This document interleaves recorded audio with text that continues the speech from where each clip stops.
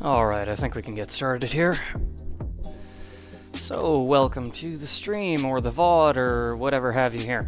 I am going to be doing some work on Thrall today, and I'm going to be working on something a little bit different than what we did last time. Not outrageously so, it's still going to be some work on mapping, but first off, let me actually make sure my scenes are set up here. Mic's good, yep, audio's good, we're good, okay. Alright. So I am going to be doing some work on mapping, but I do want to make some adjustments to some of the existing maps. I actually have an idea. I want to do some work on variance. Now, the first thing I'm going to have to do to make that happen is I need to set up the dungeon to accept variance. Right now, it's not actually programmed in for this particular dungeon to use variant maps. It just uses the base configuration, which probably doesn't make any sense to you at all, so let me explain that. So when I'm setting up dungeons, I go by their map ID. Every dungeon is actually only 2 maps, but it alternates between the two, and then just generates a brand new floor using those 2 maps. So for example, the Bloodstone Mine uses map IDs 2 and 3, and that's it. And if you actually look at those maps, this is map ID 2, this is map ID 3. It's literally an entire blank map of nothing but one tile. And if I was to show you, actually, I could just autofill, and it's just one tile. But what it is one tile that's completely impassable. And then as the map gets created, it loads in image files from the folders, gets the collision data from the corner pixels of that image file, and then overwrites the map data with that. Now, I can't just reload the same map because it stores it like in a cache until you leave that map. So once you leave the map, I can wipe it clean and start over, which is why it needs to alternate between 2 different maps, and then I've got a map for the boss room. The estate is no different. It's got two maps that I'm basically going to be overwriting, and then a boss room, which I haven't actually worked on yet. Wait, that's a Leston. Estate, here we go, yeah. So, here's the thing though, it's not just a matter of figuring out which rooms that we're going to use to generate a random floor with, it's also things like variance. So I kind of went over this on a previous stream, but if I was to open up the Bloodstone Mine, let's do this. Let's go to the Bloodstone Mine. A1 is fine. So this is one of the rooms that could potentially generate in that dungeon, on that floor, but it does have variance, where it could have, instead of walls generating, it generates like a little pond or something. And then I have to basically connect different rooms using that same kind of variant. Hello, welcome to the stream. Just going to be doing some work on some maps, so we'll kind of see how long this goes. I've got until about 5 o'clock, but yeah, I'm going to be working on some variants, so we're going to see if we can find a way to take our estate dungeon and kind of open things up a little bit and make it look a little bit nicer. So, we'll see how this goes. It's going to be a fairly chill afternoon, but yeah. Let's jump into it. So, first things first, let's open up our estate maps. Now, the first thing I do need to do is I need to set up the dungeon in the script editor to actually accept different types of map files, not just the standard rooms. And for that, I need to change its variant type. Now, there's 2 different types of variants. Well, 3 technically. 0 is there's no variance, and it just uses the base image files. It doesn't try to alter them. Variant type 2 is that it only changes one map, and then variant type 1 is it changes one map and then changes 3 adjacent maps based on the corners. What engine is this? This is RPG Maker VX. Yeah, RPG Maker. Oh, quality's a little low on your end. Oh, okay, that might actually be the stream settings. I've been trying to figure out how to adjust that, and for some reason OBS does not like me, and I've been trying to work with it, and it just doesn't doesn't like to cooperate sometimes. But yes, this is RPG Maker. It is actually a very old version of RPG Maker, though. This is like a 15, almost 20-year-old version of RPG Maker. I'm using VX. Don't do this. Don't use VX to make games. This is way too old.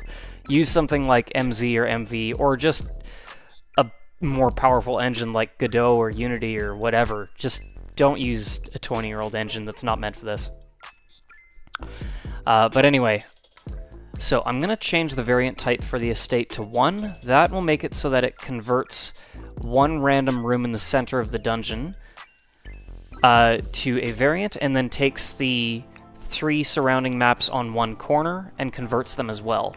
The next thing I need to do is I need to actually go into my estate folder here, and I basically need to create copies of not all of these, but variants for at least one of each. It'll make more sense, actually, if I open up the Bloodstone Mine as a demonstration, because it's going to use the same map variant style. So this is basically how many files I need now. So I'm going to need... Now, I believe it's just one of each. Yeah, because you can never have... I think the only... Yeah, every map category only needs one of each variant type. So basically changing the corner of each map. So what I'm going to do is in the estate... in the estate folders here, the first thing I'm going to do is I'm actually just going to have to copy each individual one, and I'm going to rename it by the naming scheme that I need. That way I don't have it breaking on me. And the way that the variants file names are set up is important, because that's how we actually search for it. So I do need to make sure that the top right corner being adjusted starts with the letter B, bottom right is C, bottom left is D, top left is E. So we're gonna jump into that. Maybe I can zoom in on this a little bit. So this is going to be BA1. This is CA1, DA1, EA1, and I'm basically going to have to do this with each of the rooms. So it's a little bit tedious to get started here, and I'm probably going to have to do that with the overlays as well, but that one should be fairly easy. Yeah, I'm going to have to do this with basically everything, with the light layers, the overlays, the shadows. But once we get that set up, we can actually start working on what this is actually going to look like. As a matter of fact, I think I'm actually going to put together a sample map first, and then we can look at adjusting this as we go along. Oh, excuse me. You know what, actually, let's just get this done and out of the way. I can get it done nice and quick. So this is BB1. I am going to have to set this up anyway. CB1, DB1, EB1. There we go.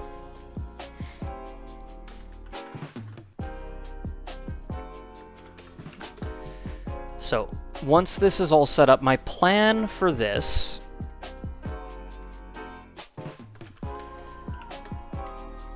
is that I would like to... Was there a hotkey for renaming? There should be. No, nope, okay, never mind. Oh, what am I doing? It's C. I'm working in C. BC1, CC1. There we go, yeah. This is gonna be... I am probably gonna make a mistake and crash something at some point here. So my thought process with this is what I'm gonna do for each of these variants is I'm actually, instead of changing the corner, I'm gonna change the ways that the rooms connect. And in doing so, I'm gonna be able to make rooms that are much more open, that actually kind of flow together a bit nicer, and it's going to create much more open, expansive rooms rather than just kind of these individual segmented rooms that are only connected by a single tile.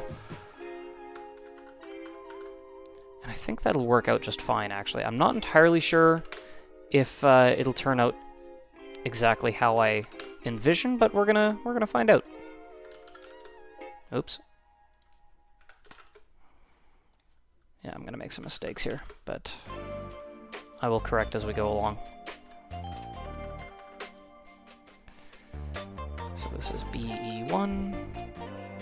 This is CE1.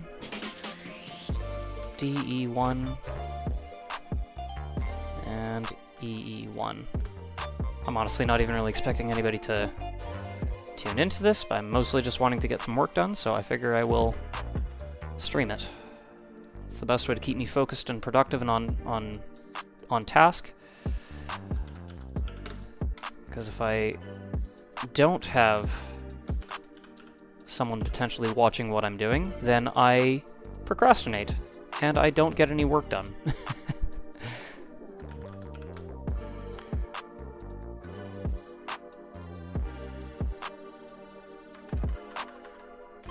Okay, so...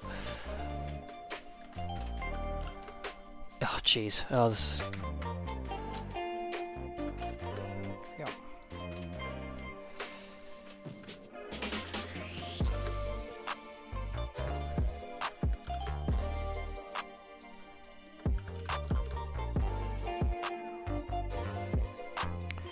No, I just want to make sure... Yes. No, that is correct. Okay.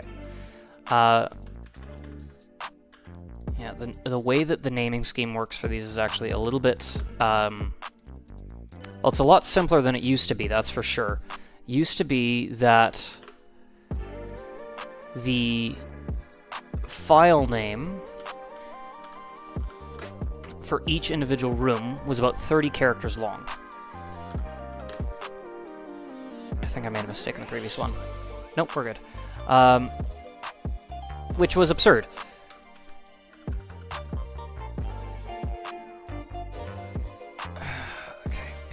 I1. Whoops. And the reason why the file names used to be about 30 characters long is, simply put, that was how I stored collision data. The way I would basically do it is I would have the file name stored as a string, and then I would read the file name stored as a string, and then I would iterate through that string and use each number in the file name, because it was a string of numbers basically, and I would convert that into collision data for the map. Horribly inefficient. Don't do that. That was a terrible, terrible idea. That actually caused some problems because I ended up running into a Windows error where it's what's it called? It's like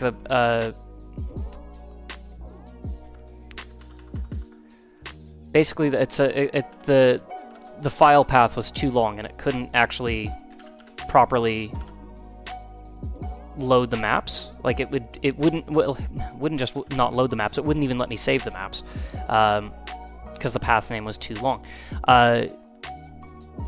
And once I ran into that error, I changed the file names of each of these rooms to make sure that I didn't run into that. So now it's only 3 characters long instead of 30, and the collision data is now stored in the colored pixels in the very top corner of the map. Super blurry right now, but that's because Windows default image viewer is awful.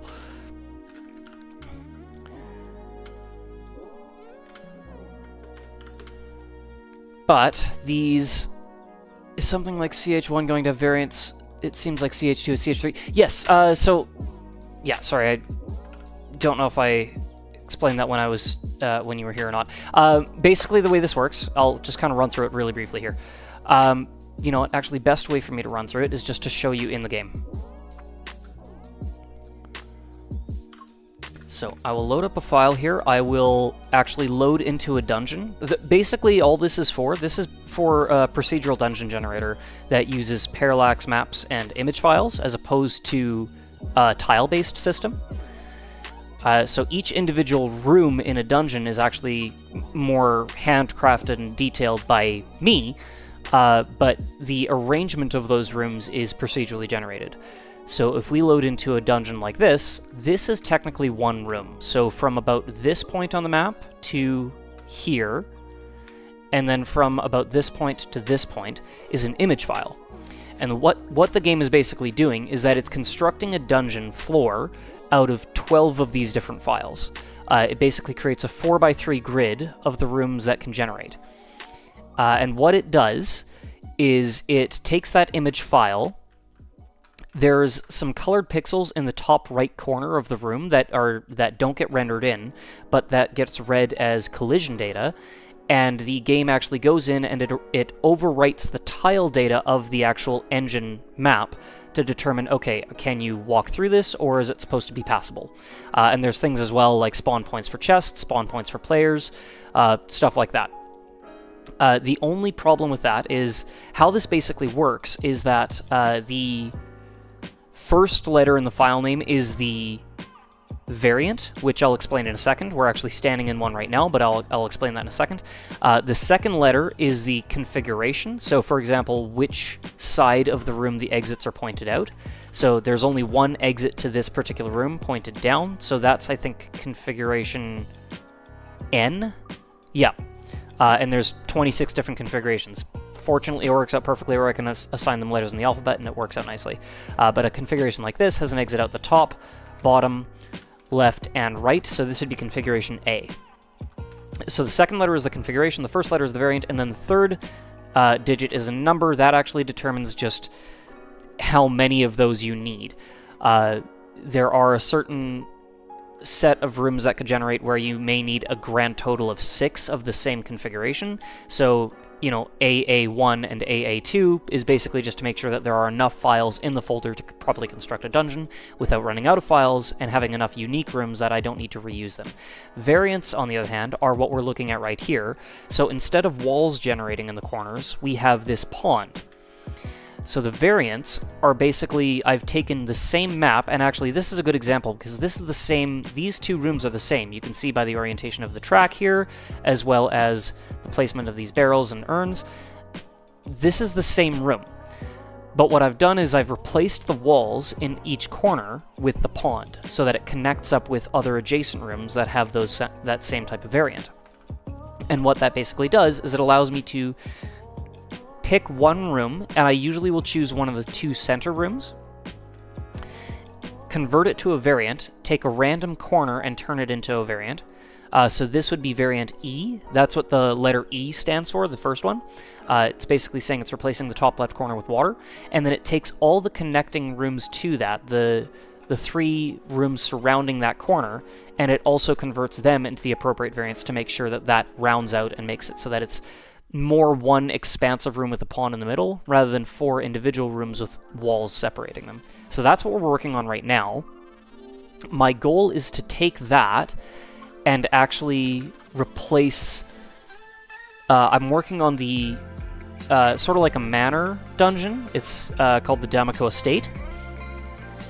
And how this is going to work is that the Damaco Estate, instead of replacing walls with something like a balcony... Oh, shoot, I forgot to set my variable to skip the opening cutscene.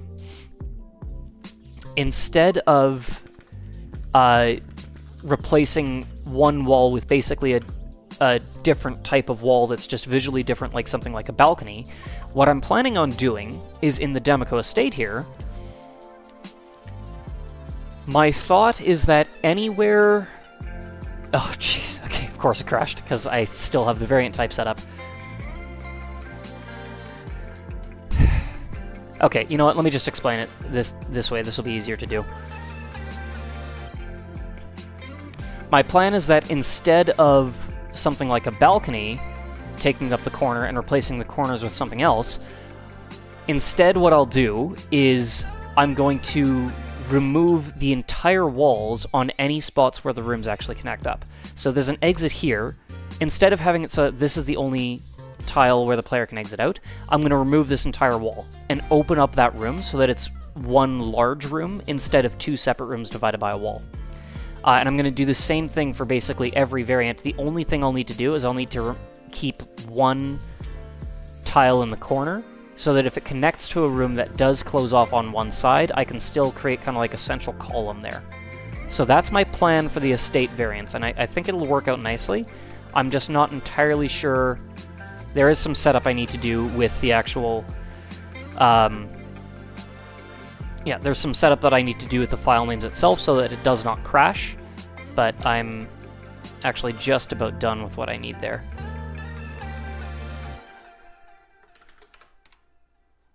TL1, EL1. I think what I'll do is I'll just do the ground layers, and then I'm going to disable the overlay, the shadow layer, and the light layer entirely, just for the testing purposes, and then I'll reintegrate those later. But right now, Mostly just concerned with this. Just getting the base variant set up here. Oh, what just happened? No, stop that. What? Go away. Let's maybe... 1 second there. I'll just dox myself accidentally. No, okay. I think we're good.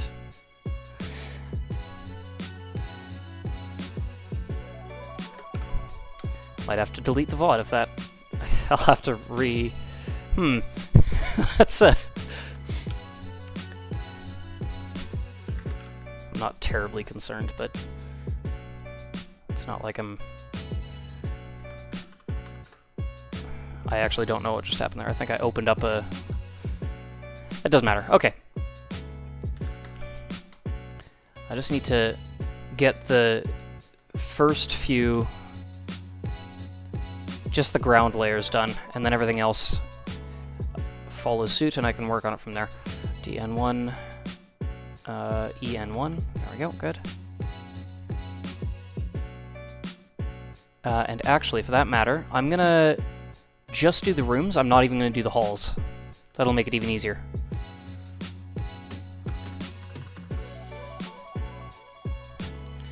Okay, so it's BP1, CP1. Wait a minute, why am I... I'm working in the wrong folder, that's why. That's okay.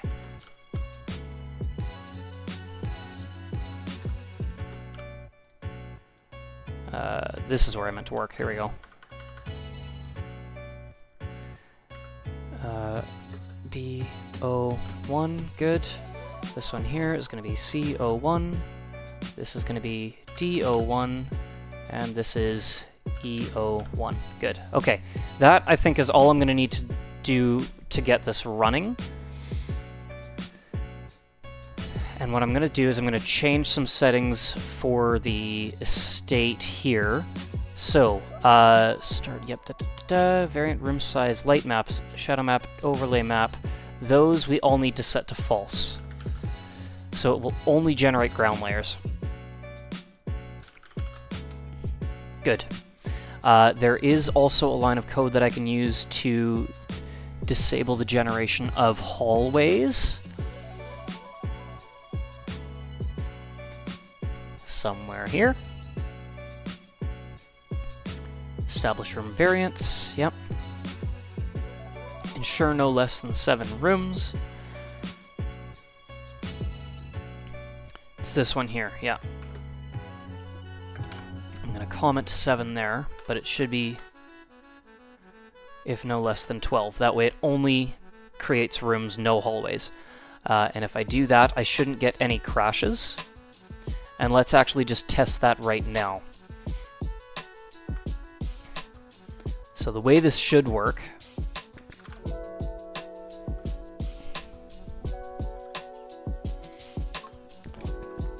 here, let me increase my window size first. There we go.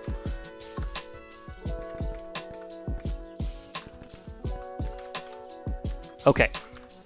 So I should be able to load into the estate.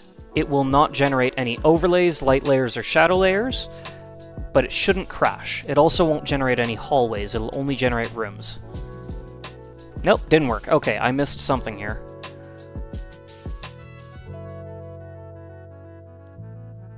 Overlay images. Nope, that's the ground.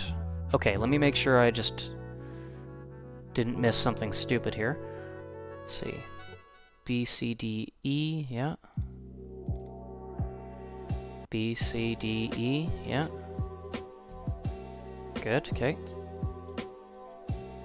Oh, there we go. Yeah, it's not BC1, it's CC1. No, hold on. Oh yeah, BC1, CC1, DC1, BCDE. Yeah, that's right, that's right. BD, DD, yeah.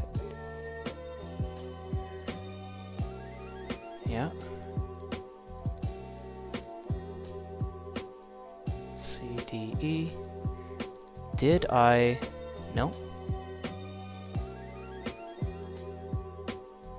BCDE, yeah. BCDE, yeah. C, D, E. All H, yeah. B, C, D, E, good, yeah. B, C, D, E, good. B, C, D, E, yeah, good. And, let's see, B, C, D, E, good, okay. 3 more. B, C, D, E, yeah. B, C, D, E, and B, C, D, E. No, I had all my file names correct. So what did I do wrong here? Why did that crash? Oh.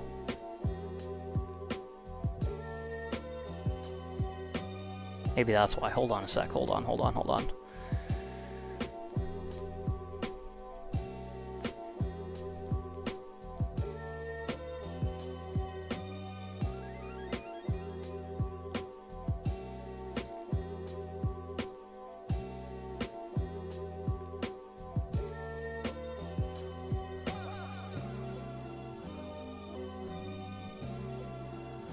I think I might need to include the hallways, even if it's not...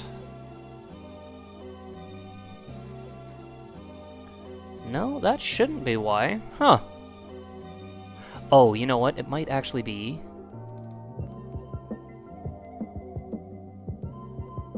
Nope, I genuinely have no idea why that crashed. Let me give that one more test. If it crashes immediately, then I know that it's something universal, but if it loads in, then it's probably that I just misnamed one file and I didn't catch it. But I suspect there's something just flawed in my logic to begin with here.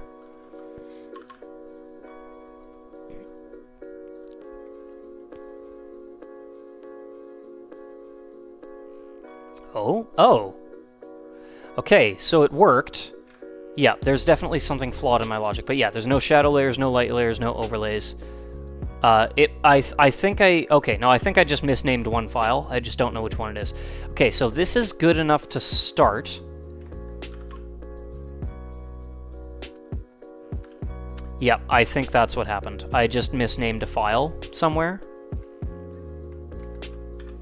Because I'm loading in a couple floors and it's not crashing. But I bet you, if I keep doing this, eventually it will crash. Because I recognized what the error message was. It was trying to find a file that... There it is, yep.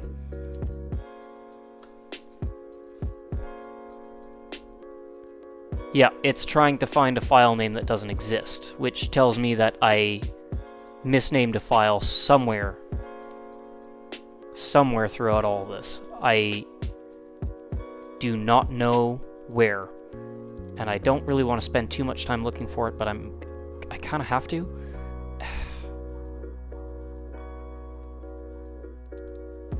Because if I don't, that could just crash at the worst possible time. Is there a crash log that tells you what file is misnamed? Not really. It's more like the... that's one of the downsides to using such an old engine, is that there really isn't a crash log. It just kind of...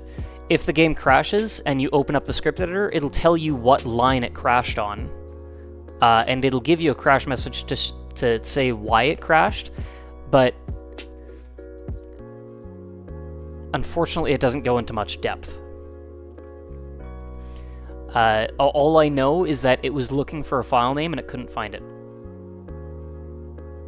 Because it tried to convert a non-existent file name into a string. I think it's more accurate to say it couldn't find a file name and then tried to convert that nothing into something. Which, if you know the laws of alchemy, that you cannot get something from nothing. BDCD, BCDE. Yeah, okay, I don't want to spend too much time doing this, but I do want to make sure that I didn't absolutely destroy this. I have a backup, so it shouldn't matter, but... I'm going to be really frustrated if it's something like I put a space in where it wasn't supposed to be. A, C, D, E, H1, yep. B, C, D, E, I, 1, yep. B, C, D, E, J, 1, yep. I'm going thoroughly through these now just to make absolutely sure. B, C, D, E, K, 1.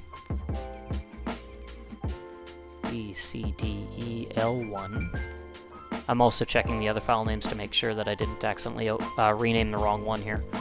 B, C, D, E, M, 1. Yeah. N. B, C, D, E, N, 1. Good. B, C, D, E, O, 1. I don't know what happened. I don't know why it's crashing, but I will correct that at a later date. It's at least loading for the most part, so I'll figure out the rest of it later. For now, let's work on some variants. And I'm gonna... This actually should be a little bit easier because I can test specific variants by just forcing them to generate. For now, let's work on this. So, I'm going to take this existing map here, and I'm going to open this up. I'm going to make it so that these walls basically disappear. This is going to... Come on now, what's going on? There we go. Okay, so what I'm going to do, I'm going to create a layer group. That's not what I meant to do. I'm going to call it variant. And this is basically where all my changes are going to take place. So I'm going to duplicate that room. And this is going to be B.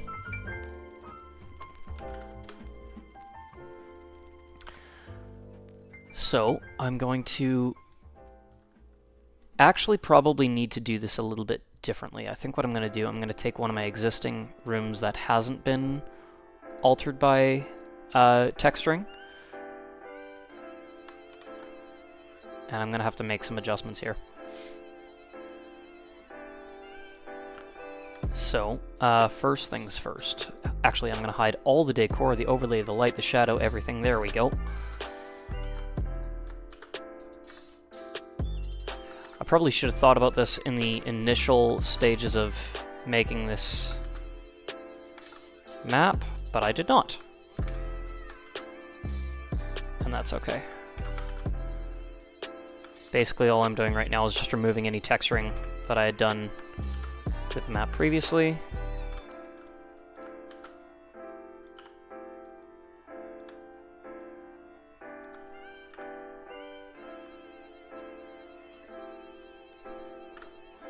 There we go. That should be good. And I'm not too concerned with the walls. But let's see. How is it going to look if I just do this?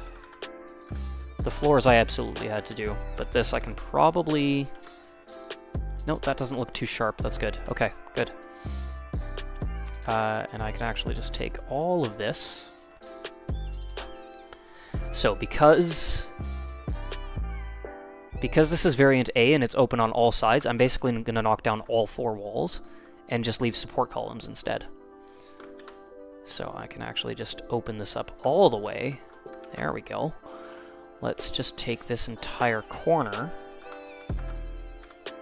No, yeah, actually, that makes way more sense. I shouldn't need to replace anything but the flooring.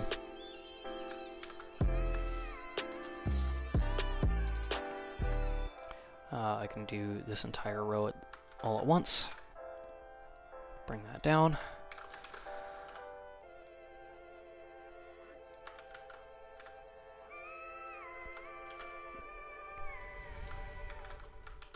Okay, and that's basically our new room. Instead of having walls on all sides, there's just pillars in each corner. Now, when that connects to other variants that are closed off on one side, it will still have that kind of idea of an open room. There are going to be some that actually don't change at all, which is going to make my life easier, because that is less work, but I think the end result is still going to look pretty good. So, first thing I'm going to do, because I did replace the floor tiles with non-textured ones, I'm going to do some texturing. So, that's our floor. We're going to... okay. Select that, shrink the selection, feather the selection,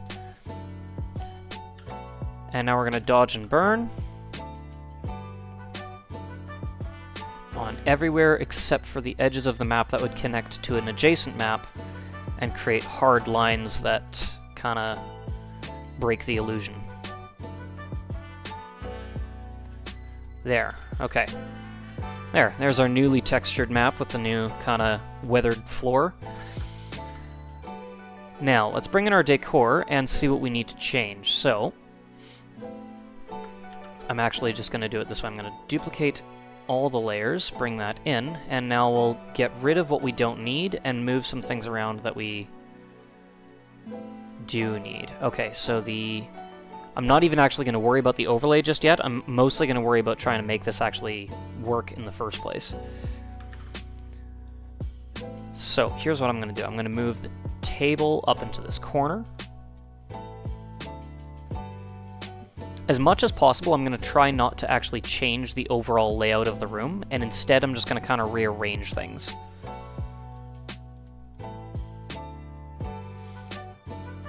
Some things just won't make sense. And you know what? I'm actually just going to use this as a proof of concept before I move on to going full-on decoration here. So, I'm actually just going to leave it right there. I'm going to start with that. So, let's bring up our collision layer, because that is going to be important. I can copy this, and this is BA1. There we go. Okay. So, for our collision, we actually can open up pretty much everything, except for those corners. So this is our collision data for our map. Now what we're going to do here... Oh, I like this song. There, okay. Now, obviously I need to make some adjustments there, so 1, 2, 3, 4 tiles on each side of the top are going to be impassable. So 1, 2, 3, 4, 1, 2, 3, 4, good. And next to that, I've got another tile here that is impassable. That should be right there. Good, okay. In the bottom right, everything's totally passable except for these two here. They are passable, but non-spawnable. I can't have things spawning behind the roof there. We'll keep the player spawn point in the same spot, but what I think I'm going to do, I actually need to move that lighting over because I cannot have that close to the edge. So let's actually just put it... Just move it in there. That's fine. I'll need to update the collision, but then what I can do is I can put a chest there. So let's see. From here, up 2 and 1 to the left. Up 2, 1 to the left. Oh, that's the wrong layer. Here it is. That's the wrong color, though. There we go. Passable, non-spawnable, and then there we go. Okay, so this here, I'm going to make that passable, non-spawnable, and I'm going to make this a chest, and that should work.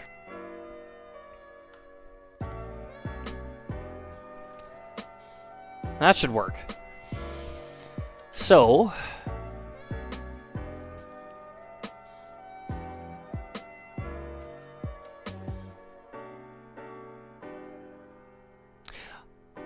I'm realizing I made a mistake already. I'm gonna do it. It's okay. I'm gonna use this as a template. I'm gonna kind of... Nope, I need to fix it already. Ah, dang it. Okay. I just realized I'm trying to do all variants at once and that doesn't work. I'm supposed to be doing one corner at a time. That's okay. Alright, let me just think about this for a sec.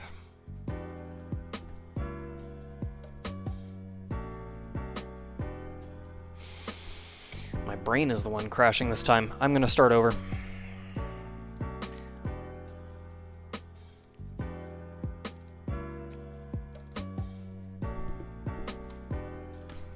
Okay. No, yeah, I know exactly what I did wrong and I can fix it. It's easier to start from clean slate. Okay. I'm going to create a group called collision and put this in here. I'm going to call this collision A. No, that doesn't... Why is that? Oh, I know exactly why. I have railings set up for this, don't I? Which I'm going to end up deleting at some point here. Where are they? Oh, no, I see. Okay, no, never mind. Never mind. Okay, so that's AA. I'm going to duplicate that, and this is going to be BA. Okay, hide the overlay, and okay, now let's fix this. Once more, I'm going to create a layer group. Going to call this variant. Put that here. And I'm going to duplicate room A. I'm actually going to do this a couple different times.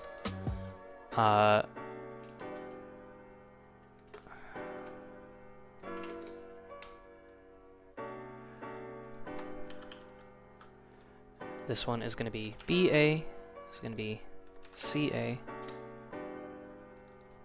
DA. And I'm actually getting this all wrong already. It should be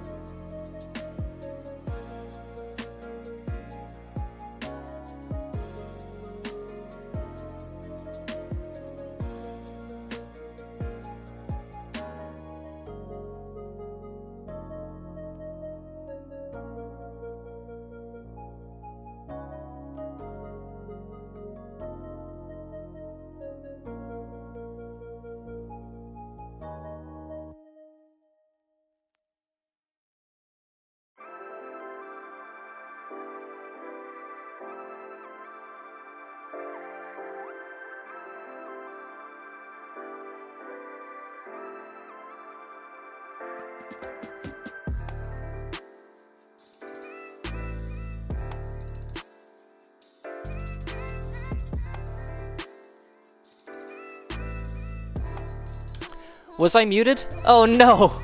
How long have I been muted? I've been talking this whole time. Okay, sorry about that. Okay, sorry, let me go over that again. So, when it comes to... Thank you for pointing that out, appreciate that.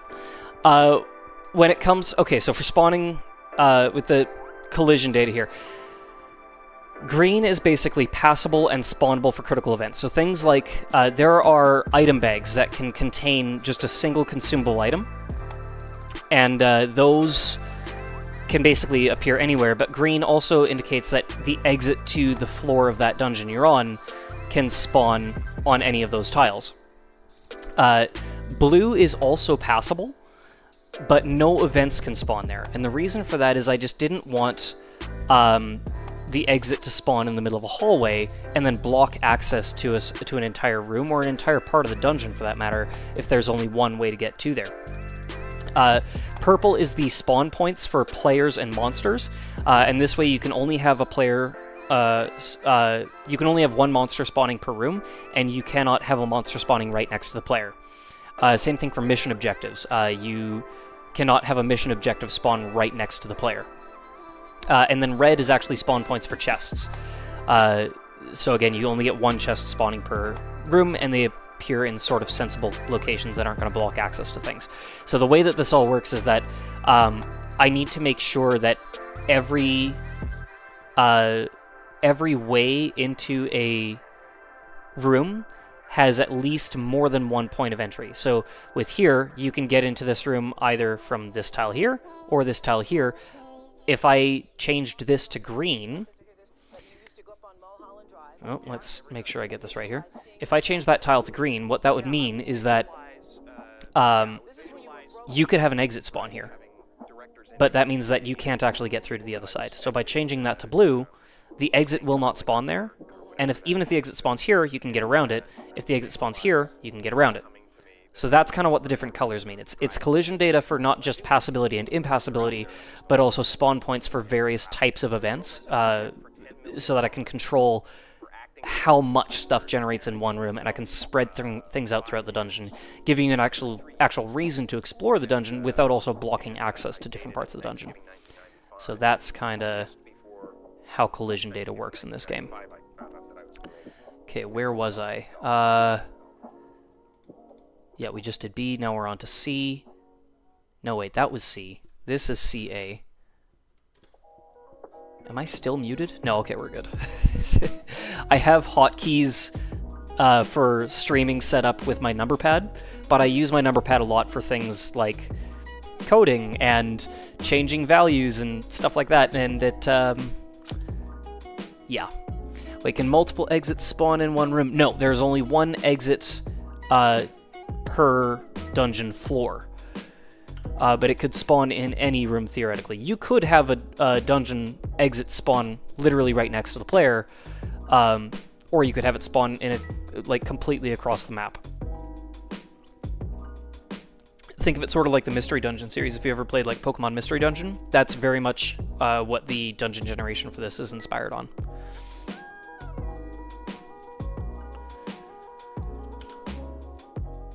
Okay, let's get the last two variants set up here. Oh, that's the wrong one. And then we can bring this into the game and actually test it out, see how it looks.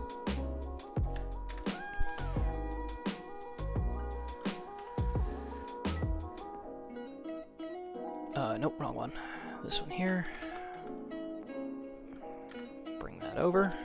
Good.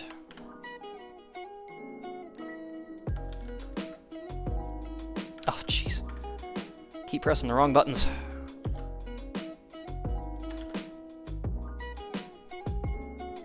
Okay, seriously, what the heck am I doing here? There we go. That's better. Okay. I can select all here. I just need to actually deselect those. The rest of this doesn't matter quite as much. Actually, I don't even really need to select those, but that's, yeah, just Just the outer edge. Yeah, there we go, that's better. Ugh. What am I doing? Select all, shrink selection, feather the selection. Oh no, it's that's why. Okay. Yeah, because I don't want to get the walls. The walls are already textured. There we go. That's all I need to do though. Shrink selection, feather. It's been a while since I've worked on any sort of variant. It's been at least a year. Just because I've been more focused on the room generation rather than the variant generation. Okay, so that's... I missed something kind of critically important. What is wrong with me today?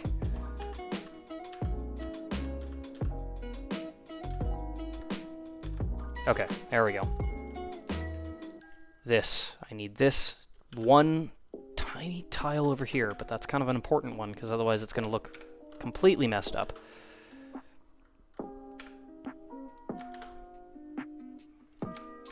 There we go. Ah, jeepers. Okay, select. Deselect those. Shrink. Feather.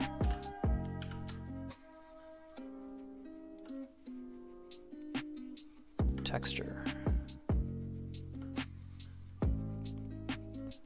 There we go. Better. Okay. One more time. We're going to bring in our decor from the previous generation. Again, just going to get rid of the things that don't make sense, move some things around where I can. Let's move the table and the flower just kind of up against the wall here. Come on. There we go. Get rid of that. Don't need it. Get rid of that. Doesn't make sense. Take this and just move it over here. Yep, just for now. Again, not worrying about the light layers right now, just about the base generation. Okay, let's get our D-collision set up. Okay, this one I moved some things around, so I need to be a little bit more careful here. Let's go...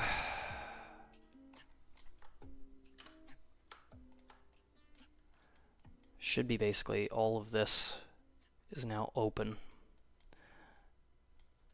And I'll adjust some things as I need to here. So there's that. Directly to the left of the entrance here, I've got 2 tiles over is the potted plant, and directly in front of the entrance here and 1 up is the... Nope, wrong one. There we go. Good. Okay, now I still need a spot for the chest. Let's put that right there. Yeah, so the chest could spawn right there. Actually, let's move that one to the other side of that table. Good. Yep, good enough. Okay, export this as DA1.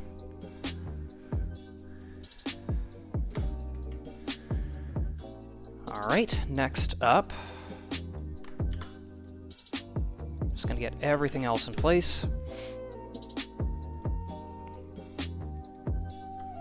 Okay, top left corner, that's the last thing that we need to do here. So, copy this, move it over, merge down, copy this, move it up, merge down, and before I forget, this corner, copy, move over, merge down.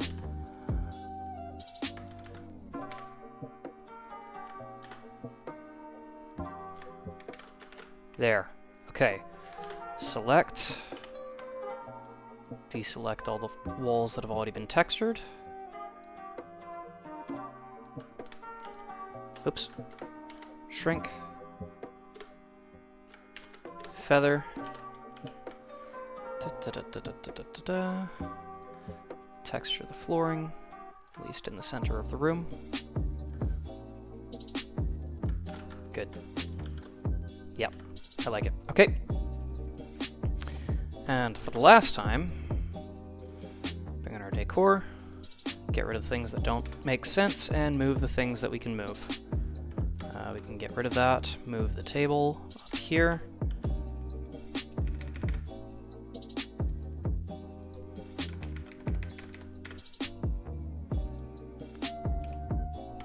Yeah, actually that we can just put right there.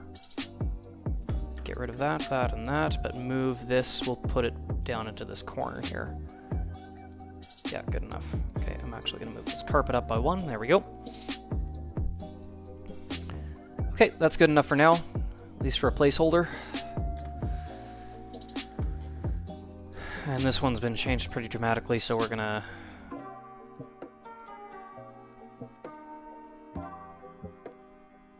basically overwrite all the collision and then replace it. Replace all of it.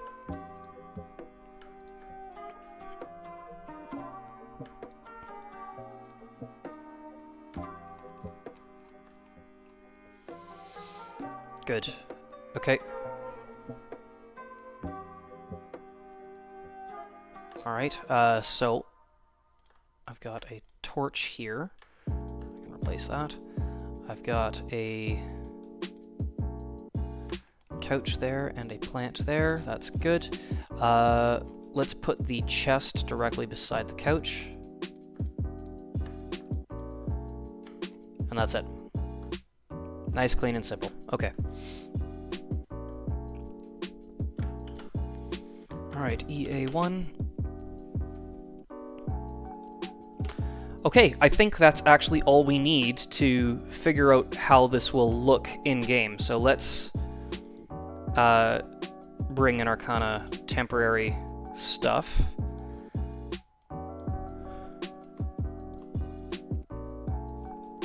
The nice thing about configurations is that they're a lot simpler to make than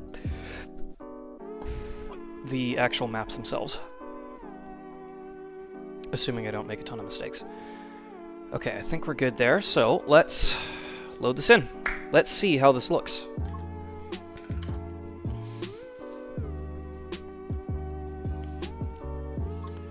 Now, what I'm going to do is I'm going to force the game to only generate A configuration rooms. It's not going to make sense because the edges of the map will just be cut off into nothingness, but it'll at least give us an idea of what this looks like without needing to do variants for every single configuration. And just to make sure that I don't... I'm just going to max out my level. There we go. And now auto kill should be triggered so we don't get into encounters. Okay, back to the Democo state. And how's this going to work? So it should pick one... Oh, I forgot I have debug mode on. Yeah, it's not going to bring up overlays or light layers, and that's fine. I'm not worried about that. What this should do is it's going to generate only A configuration rooms, but it should pick one kind of room in the middle, change it to a variant, and then change the surrounding rooms to accommodate it. So we've got kind of got these individual rooms here, and yeah, I can see it already worked up there. So the central room is now one big room. Yep, so these kind of exterior rooms are all our A configurations. Again, doesn't make sense that they just kind of cut off into nothingness, and I'm forcibly not doing the overlays right now, just because otherwise we'd crash. But over here, now we actually have this one large open room by using those variants. So basically all we did was, for this variant, we knocked out the wall on the side and on the top. For this variant, we knocked out the side and the bottom. This variant, we knocked out the side and the bottom on that side, and then over here. And we basically just stitched them together in different, in a different order. Basically how that, all the game did is it picked one of these, either this room or this room, at random. It replaced it with a variant, and then it converted the surrounding rooms accordingly. So now we have this kind of nice big open room instead. And I like that. I don't like the actual look of how it is right now, because it's using the exact same room for all 4 variants, and it won't do that in the final build. The reason why it's doing that right now is basically just because it's... Is that flour underneath the banner? Or is that just right on the... I think it's... No. No, it's not. It looks... For a second it looked like it was, but that's just the shape of that flower. In the final build of the game, once we actually get all our configurations set up and all the variants for each of those configurations, it won't use the same room type for all 4 corners, which will give it a lot more visual distinction and it'll look a lot nicer. But right now, just the overall concept of, okay, there's kind of like this nice wide open space now, I like that. Now here's the other thing, if a room does not have an exit out one side, I don't have to knock down that wall, which will actually save on time because the variants will be kind of the same, and then all it'll look like instead is, oh, this room is a configuration that's not actually supposed to have an exit out this side. This wall will just extend up to here, and we'll get more of a large U-shaped room, but with a more open concept instead of these walls separating everything. So that's kind of how that's going to look there. There could be some variants that actually just get completely negated as a result.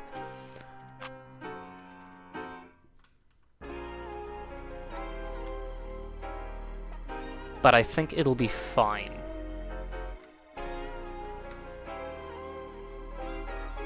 Now, I do need to actually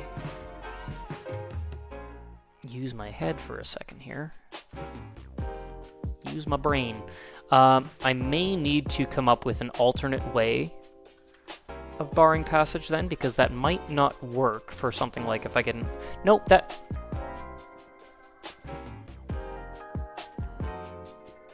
No, yeah, because I won't ever have a room that's generating with an exit pointing out one way next to a room that is closed off on that side. The rooms can only be configured in a way that actually makes logical sense and stitches them together properly. And actually, I'll actually demonstrate that. That's not a hard thing to do. All I need to do is adjust the settings on this one here. We're going to set the variant type to 0 again.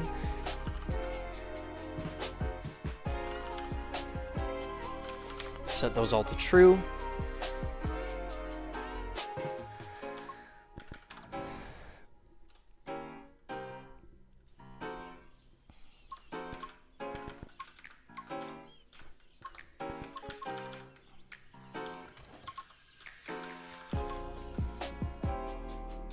I've still got debug mode on.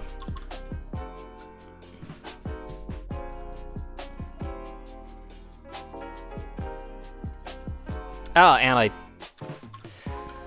forgot to skip the starting cutscene, which I don't really want to show here, but let's try that again. So instead of forcing the game to only generate one type of room, it should generate everything now this time.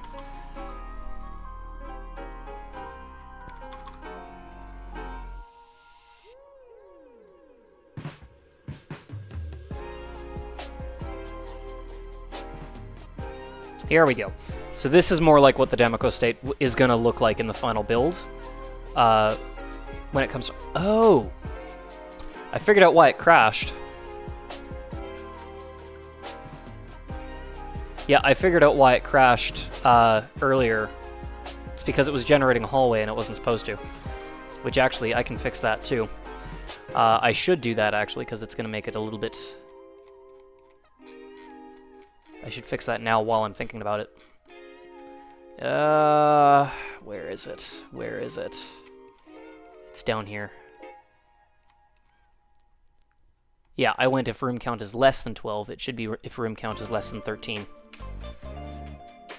There we go. Yeah, it was generating a hallway when it wasn't supposed to. That's why it was crashing.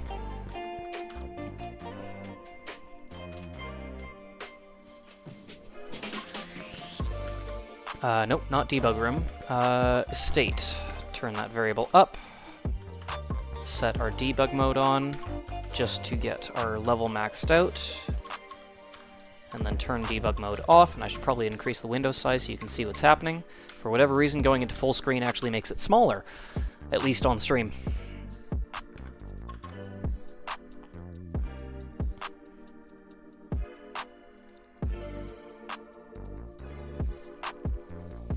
There we go. That's more like it. So this is kind of what it would normally look like, is that you're never going to get a room generating with an exit out the side without an adjacent room with an exit connecting up to it. So I should be able to use that to my advantage when creating variants, where it's just going to extend the wall up. And yeah, as you can see, some rooms are very much unfinished, but this is ultimately what the dungeon's going to look like. Also, we won't get duplicate rooms like this. I've got the same room side by side here. Once I have all the configurations done, it will only use the same room once per floor, which is actually why I need so many configurations, because I need to make sure that I have enough to account for every possible room and floor layout, which sounds like a lot. It's not as much as you might think. It's only about 80 or so rooms, which again sounds like a lot, but it's 80 rooms that are just this small.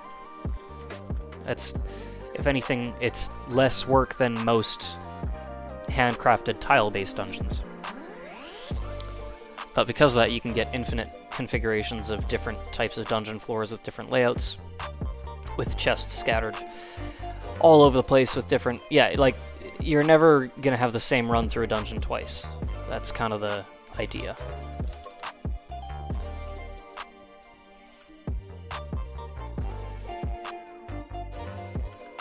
The hallways are a little bit narrow and restrictive right now. That is gonna change. But that's also... The hallways are just as unfinished as some of these rooms. Yeah. But the general idea is, yeah, it should be that everything is kind of procedurally generated as far as the layout goes.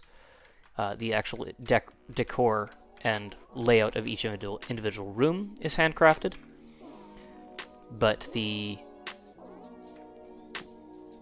orientation and layout of those rooms, like where they are scattered across the floor, that is procedural. Yeah. I'll actually kind of showcase, in case those of you who haven't seen this game before already, I'll showcase a more completed dungeon, because this one's still very much a work in progress.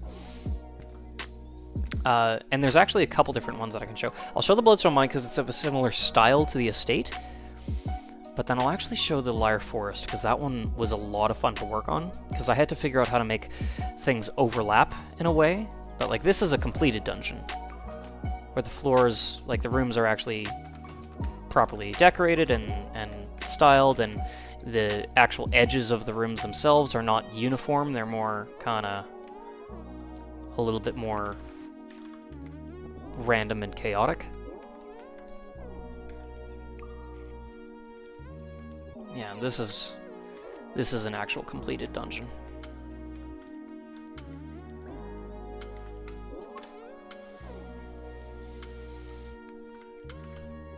And this is in the demo. Like, it is, the demo is available on itch right now, and it goes through, I think it's the first 4 dungeons plus like an arena style dungeon, where it's not really a dungeon, it's more just a gauntlet of enemies. And I want to have I think it's 20 different dungeons by the time the game is complete.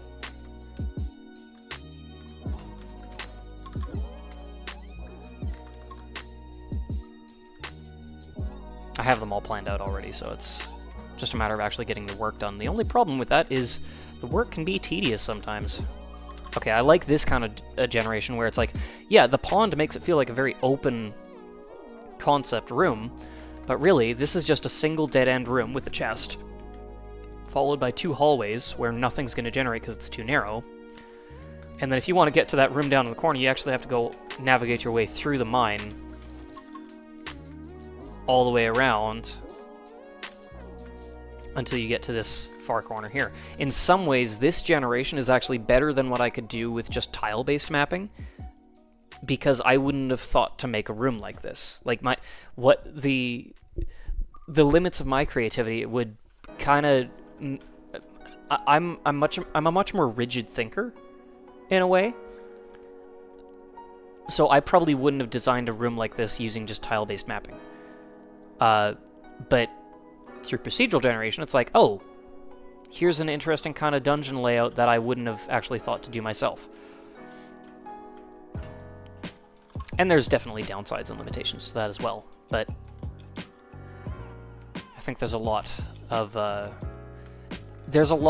potential to procedural generation that goes beyond just creating stale, boring stuff. Like, I think there's a lot that you can actually do with procedural generation that is interesting and engaging. As long as it is guided by creativity. Like, procedural generation in its most bland form is stale and boring. But I think procedural generation with an artistic drive behind it actually can be really creative. I'll show one more dungeon with the Lyre Forest here. This one's actually been a lot of fun. I've really enjoyed making this one. It was probably the most time-consuming to make, but it's the same concept. These are rooms. But the difference is now they overlap. That's really it. That's the only difference. The base layers and the overlays now overlap in such a way to create a more layered feel to the dungeon. And then I have some interesting effects with transparency and a parallax background to make it look like I have a pond here with kind of rippling water, a rippling water effect. But this is all procedural. It's exactly the same as what you just saw in the mine. It's just instead of walls, it's trees.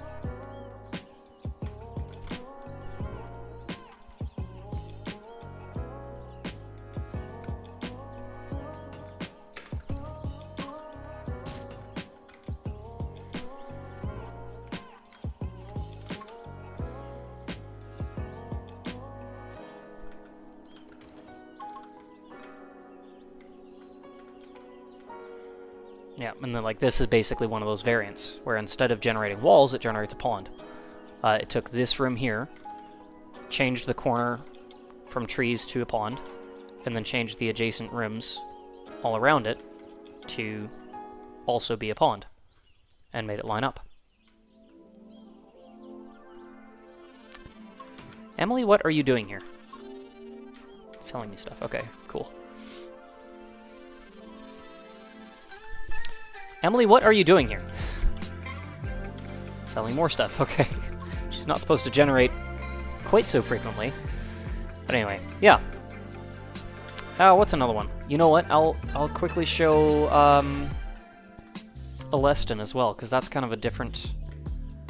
let's see, let me just get out of here real quick. Dungeon progress, there we go. Set that to 7. And let's find the exit, and then that should just get us right out of here. I'm just going to use my walk-through walls. There we go. And now we can leave. Aleston was actually fun to work on as well, because instead of a town, instead of a forest, which is more chaotic and random, or a mine, which is indoors, it's a town, which is outdoors, but organized and neat.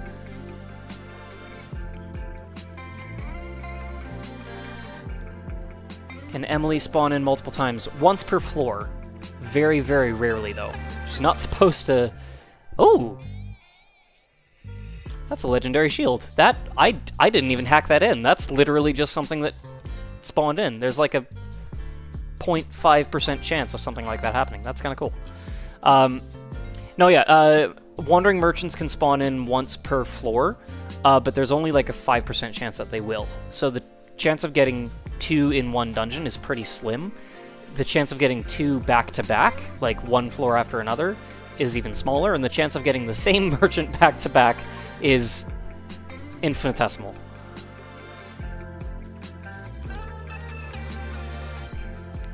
Yeah, same kind of concept. And, okay, so when it comes to Aleston, this is actually a variant. Instead of generating houses, it generated a little park. It's kind of weird that it generated in front of someone's front door. I don't think it's supposed to do that.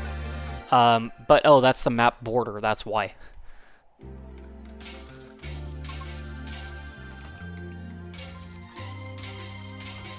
But this uses a similar concept to...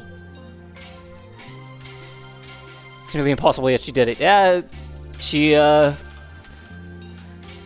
known to break the realms of possibility sometimes. But yeah, when it comes to variants for things like the town, instead of generating a city block with houses, it'll generate a park with some trees.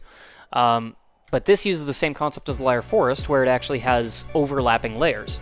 So it basically generates the map from the top down, and then with each layer, it just overlaps it with the layer above it. So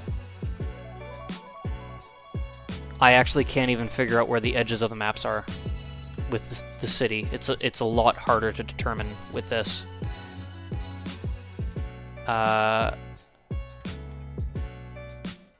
Genuinely, I don't know where the edges of the rooms are.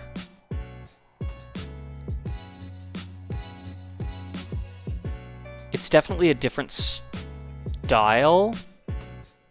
Right, so I think everything from here, this corner to here, and then from this tile to this is one room. So everything from where Lionel is standing right now, up and to the left, up to the map border, which is right here, this is one room in that generation. And then, yeah, this would be another one, starting from here down to here. Aleston was a little bit different, because instead of having the connecting points of the maps being at the middle of each part of each room, they were on the very corners. But the way that the map actually generates was more in line with Aleston, where there was some overlap that the image files could at least spread into, if not the collision data. It still only reads collision data for the tiles within the room itself, but it allows for overlap into adjacent rooms. Anyway.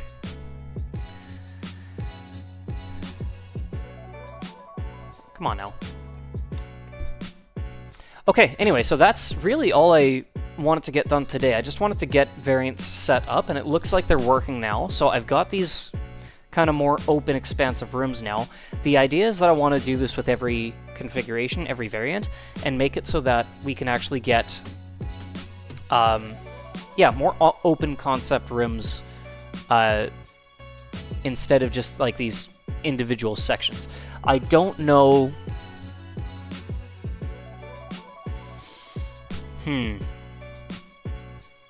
I don't know if I want to redesign each individual room or keep the decor mostly the same. It might look a little bit weird if you have like a bedroom in an open concept room next to like a kitchen, but that is also theoretically possible. So I want to be smart about it, but I'm not really sure.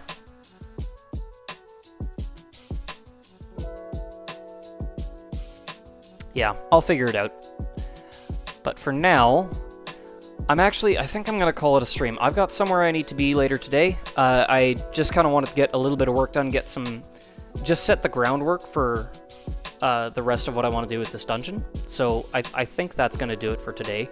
I got done what I needed to, and I'm now very quickly running out of time in my day, so I don't think I have time to do any more variants or any more rooms. So yeah, I think that's going to be it for today. Just a short one, but enough to at least get some progress done. So yeah, I'm going to keep doing progress on stream here and there, but now that I kind of feel like I'm back into the rhythm of things, I will start doing some more stuff off stream as well, especially some of the more tedious stuff, like renaming files. You don't need to see me do that. And I may actually end up deleting this VOD, because I may have accidentally doxed myself without realizing it, so we'll see. Yeah, stream's ending. I wanted to get a little bit of work done. I didn't want to like go for 4 hours or anything like that. I just wanted to yeah, just wanted to get some progress done today. So that's going to do it for today. So thanks so much for tuning in if you did, and yeah, I'll catch you next time. And I'm gonna keep doing more of these streams here and there. Just yeah, that's gonna be it for today. So thanks for tuning in. Catch you next time.